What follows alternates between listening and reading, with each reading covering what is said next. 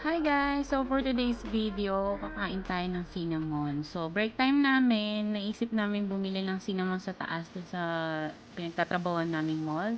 Sa taas doon may cinnamon, bagong bukas lang siya. So yan guys, ang sarap nila guys. Ang dami nilang flavor. So umorder ako ng tatlo. Itong malalaking to. Kasi yung maliliit, medyo konti lang yung difference sa price nila. So yung malalaki na yung in-order ko. So tatlong malalaki kasi tatlo kami sa store. So yan, may ibang flavor pa pala sila. Yung parang mga cake or what, ano yan?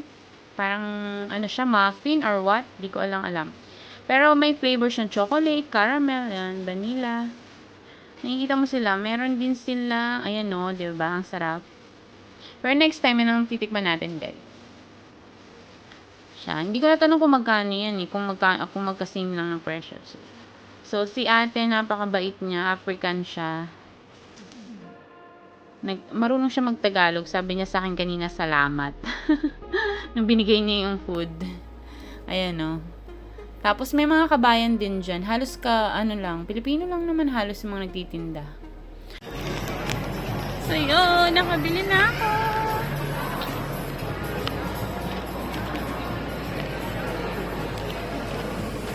So, gusto kasi naman kasama ko ng cinnamon ngayon. So, ito-try namin siya.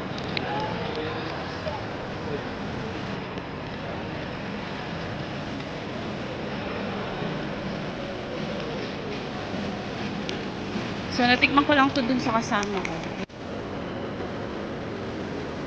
Yung store namin nandun sa side.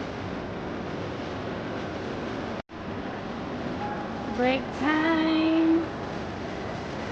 Mag-cinnamon tayo.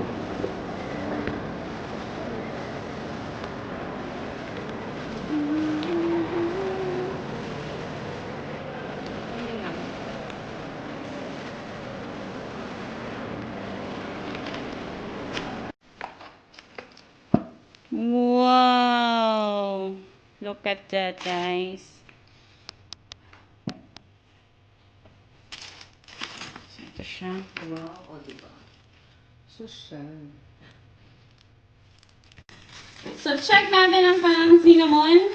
Wow, salamat sa free. Anong meron? Yan, guys! Ang sarap! Wow! Diba? Hi! Wala pag free. Sarap naman. Sabi tayo, good food.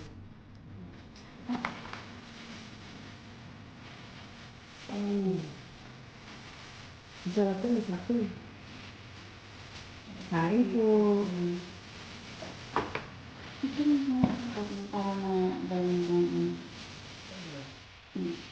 Bibo na ito. Ang sarap guys, sobra, as in. Recommended. Pumunta kayo sa Cinnamon ba ang Cinnabon na hindi bumubula.